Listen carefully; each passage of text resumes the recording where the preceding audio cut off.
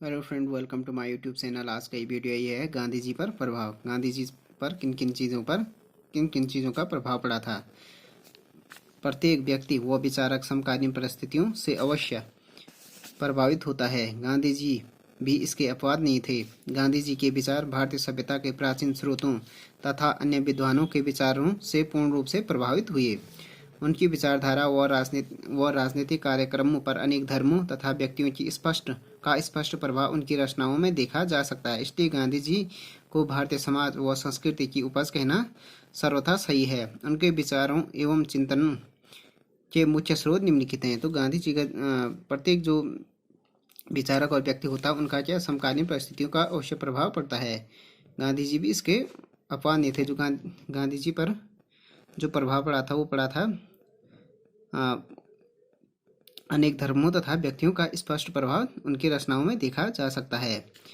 इसलिए गांधी जी को भारतीय समाज व संस्कृति की उपज कहना सर्वथा सही है। उनके विचारों और चिंतन पर निम्नलिखित स्रोतों का प्रभाव पड़ा। फर्स्ट हो गया पारिवारिक प्रभाव। गांधी जी की विचारधारा पर उनके माता पिता की धार्मिक प्रवृत्तियों का अत्यधिक प्रभाव पड़ा। गांधी जी का परिवार उदारवादी विचारों में विश्वास रखता था। उनके पिता सत्य का पालन करने वाले उदारता का दृष्टिकोण रखने वाले थे। उनकी माता धार्मिक प्रवृत्ति की महिला थी। उनके अंदर ईश्वर भक्ति, ईमानदारी, सत्य, दृढ़ निश्चय, अहिंसा, परोपकार, सदाचार आदि गुण परिवार के वातावरण से पैदा हुए हैं या हो गए। तो फर्स्ट जो प्रभाव पड़ा गांधी जी पर वो पड़ा था उनके परिवार का। दूसरा धार्मिक प्रभाव। गांधी जी अत्यंत धार्मिक प्रवृत्ति वाले व्यक्ति थे। उनकी रचनाओं में बार बार धार्मिक विचारों का पोषण हुआ है। रचनाओं में धार्मिक विचारों का पोषण हुआ है। उस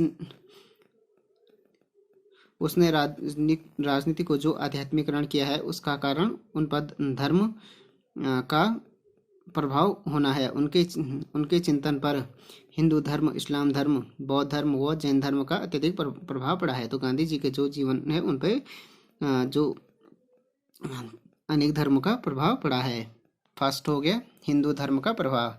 गांधी जी के विचारों पर सर्वाधिक प्रभाव हिंदू धर्म का पड़ा है। उनकी विचारधारा को वेदों, गीता व महाभारत ने अत्यधिक प्रभावित किया। उनके जो विचारधारा था उसको जिसने वेद हो गया चाहे गीता महाभारत सबने प्रभावित किया। उपनिषदों के प्रभाव के कारण गांधी जी ने लिखा है कि हम में ऐसी भावना विकसित होनी चाहिए कि हम दूसरों का दुख समझ सके और दुखों से मुक्ति दिलाने में ही संतोष व्यक्त करें। तो उपनिषदों का प्रभाव के कारण क्या उन्होंने ये कहा कि हम में ऐसी भावना विकसित होनी चाहिए जिससे हम क्या दूसरों का दुख भी समझ सकें और उससे मुक्ति दिलाने में संतोष व्यक्त करें। गीता का प्रभाव स्वीकार करते हुए गांधी जी ने लिखा है कि जब मुझे प्रकाश की एक भी किरण कहीं दिखाई नहीं देती तो मैं भगवत गीता में खोजता हूँ उसके लिए किसी श्लोक में अपने दुख को दूर करने का उपाय करता हूँ। अत्यंत दुखों और कष्टों के पलों में मेरे अस्थिर व अविचलित रहने का श्रेय श्री भगवत गीता को ही है। गांधी जी ने न्याय, नीति, धर्म व तर्क का ज्ञान गीता से ही ग्रहण किया है। गांधी जी का कर्म का सिद्धांत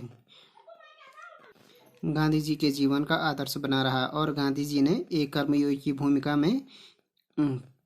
की भूमिका को भलीभांति निभाया। तो हिंदू धर्म का प्रभाव पड़ा उनमें सर्वाधिक हिंदू धर्म का ही प्रभाव पड़ा। गीता के बारे में उन्होंने लिखा है, जब मुझे एक प्रकाश की एक भी किरण कहीं नहीं दिखाई देती तो मैं भगवत गीता में खोजता हूँ उसके किसी श्लोक में अपने दुख को दूर करने का उपाय करता हूँ। अत्यंत दुखों और कष्टों के पलों में मेरे अस्थिर और अविचलित रहने का श्रेय किसे है? भगवत गीता को ही जाता है। देन हो गया इस्लाम धर्म का प्रभाव। गांधी जी पर कुरान का गहरा प्रभाव पड़ा। गांधी जी इस्लाम को शांति व अहिंसा का प्रतीक मानते थे। उनका विश्वास था कि इस्लाम धर्म में एकता और समानता की भावना को जन्म देता है। तो उन पर इस्लाम धर्म का भी प्रभाव था। तीसरा हो गया ईसाई धर्म का प्रभाव। गांधी जी ने ईसाई धर्म का प्रसिद्ध ग्रंथ बाइबिल पढ़ा और ईसा मसीह के आचरण व बाइबिल के सिद्धांतों से अत्यधिक प्रभावित हुए। उन पर बाइबिल के प्रसिद्ध वाक्य पाप से घृणा करो, पापी से नहीं का प्रभाव पड़ा। गांधी जी ने ईसाई धर्म से भी अहिंसा का पाठ सीखा था। वे ईसा के अनन्य भक्त थे। बाइबिल उनकी प्रिय पुस्तक थी। बदी को नेकी से जीतो, ओवरकम एविल बाय गुड, यह शिक्षा ईसाई की ही थी, जिसका गांधी जी ने जीवन भर पालन किया था। अब उसके बाद हो गया विभिन्न चिंतकों का प्रभाव। गांधी जी पर अनेक विचारकों का प्रभाव पड़ा। उन्हें जिन प्रमुख विचारकों ने प्रभावित किया वे हैं टॉलस्टॉय, रस्किन, तिलक, गोखले और डेविड थोरो। फर्स्ट हो गया जॉन रस्किन का प्रभाव। गांधी जी विख्यात अंग्रेज साहित्यकार रस्किन की रचना अनटू द लास्ट से अत्यधिक प्रभावित हुए थे। उन्होंने अमूल्य रचना से 3 शिक्षाएं ग्रहण की थी। एक, व्यक्ति का हित सब व्यक्तियों के हित में सम्मिलित है। दूसरा हो गया, शारीरिक श्रम करने वाले का जीवन अर्थात कृषक एवं श्रमिक का जीवन ही मानवोचित जीवन है। और तीसरा हो गया, वकील के कार्य का वही महत्व है जो न्याय के कार्य का है, क्योंकि सब व्यक्तियों को अपनी जीविका अर्जन करने का समान अधिकार है। तो जॉन रस्किन का प्रभाव पड़ा था इन पे। फर्स्ट, उनकी जो अनटू द लास्ट बुक थी उससे 3 शिक्षाएं ग्रहण की थी। एक, व्यक्ति का हित ही क्या है, सब व्यक्तियों के हित में सम्मिलित है। शारीरिक श्रम करने वाले का जीवन ही, खासकर कृषक और श्रमिक का जीवन ही मानवोचित है। और उन्होंने कहा कि वकील का कार्य का वही मतलब है जो न्याय के कार्य का है, क्योंकि सब व्यक्तियों को अपने आजीविका अर्जन करने का समान अधिकार है। अब हो गया तो बी हो गया टॉलस्टॉय का प्रभाव। गांधी जी के विचारों को सुनिश्चित दिशा प्रदान करने में रस्किन की अपेक्षा रूस के सुप्रसिद्ध अराजकतावादी दार्शनिक टॉलस्टॉय का अधिक गहरा प्रभाव पड़ा था। गांधी जी के प्रथम जीवनी लेखक जे डॉक ने टॉलस्टॉय को गांधी जी का गुरु बताया था। स्वयं गांधी जी ने अपने को टॉलस्टॉय की निष्ठाशील शिष्य स्वीकार किया। गांधी जी टॉलस्टॉय की अनुपम कीर्ति स्वर्ग तुम्हारे अंदर है के प्रशंसक थे। उन्होंने अपनी आत्मकथा में लिखा कि इस ग्रंथ का उन पर अस्थायी प्रभाव पड़ा। इसे पढ़ने से पूर्व उनके हृदय में अहिंसा के विषय में अनेक शंकाएं थी, पर इससे पढ़ने के पश्चात उन सभी शंकाओं का निवारण हो गया और अहिंसा में उनकी अडिग आस्था हो गई। इस विषय में स्वयं गांधी जी ने लिखा है कि इस पुस्तक के अध्ययन ने मेरी समस्त शंकाओं को दूर कर दिया और मुझे अहिंसा में दृढ़ विश्वास करने वाला बता दिया। तो टॉलस्टॉय के बाद हो गया थोरो। गांधी जी पर अमेरिका के प्रसिद्ध लेखक थोरो का अमिट प्रभाव पड़ा। थोरो ने स्वयं सविनय अवज्ञा शब्द का सर्वप्रथम प्रयोग 1894 में अपने एक भाषण में किया था। इससे उनका अभिप्राय यह था कि जिन व्यक्तियों एवं संस्थाओं से भलाई का प्रोत्साहन प्राप्त हो उनसे अधिक से अधिक सहयोग करना चाहिए और जिनसे बुराई को प्रोत्साहन प्राप्त हो उनसे अधिक से अधिक असहयोग करना चाहिए। तो थोरो का प्रभाव पड़ा था क्योंकि उन्होंने सविनय अवज्ञा जो शब्द था 1849 में थोरो ने ही यूज किया था। इससे यह अभिप्राय था कि जिन व्यक्तियों और संस्थाओं से भलाई को प्रोत्साहन मिले उससे क्या करना चाहिए, सहयोग करना चाहिए अधिक से अधिक। जिससे बुराई का प्रोत्साहन हो उसे अधिक से अधिक असहयोग करना चाहिए। देन हो गया गोखले का प्रभाव, गोपाल कृष्ण गोखले का।